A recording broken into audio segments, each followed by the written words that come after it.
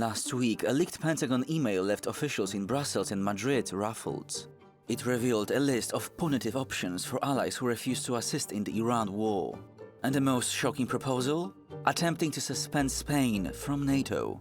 But wait a second, is that even possible? Spain has been Europe's most vocal voice against the war, denying refueling and overflight rights at the Rota and Moron bases for strikes against Iran. And while Washington calls this the absolute baseline for the alliance, Madrid maintains these bases cannot be used for actions outside the NATO treaty.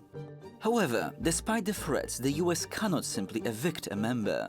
You see, the founding charter provides no mechanism for suspension, and its Article 13 only allows for voluntary withdrawal. And experts point out that Spain is well within its rights to protect its sovereignty. But it's worth noting that this is not the first time this has happened. In the 1980s, both Spain and France closed their air bases to the US during operations against Libya. And this is where it gets even more interesting. The leak suggests the retaliation could extend well beyond Spain. The Pentagon is reportedly reviewing diplomatic support for the British control of the Falkland Islands, after the UK also denied US use of its Royal Air Force bases to attack Iran. And as it appears, US commitment to NATO is fading. I'm very disappointed in NATO. They didn't do that. They weren't there for us. We pay trillions of dollars for NATO, and they weren't there for us. European nations are finally building their own foundations.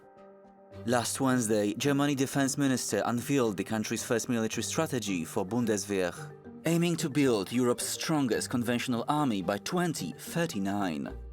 The document also acknowledges that with Washington focused on the Indo-Pacific, the European pillar must assume greater responsibility for its own defense. So, whether this leads to a stronger alliance or permanent divorce remains the defining question for NATO's annual summit this July. The German army wants to modernize itself by 2039. Do you think that NATO will still exist by then? Let me know what you think and see you tomorrow.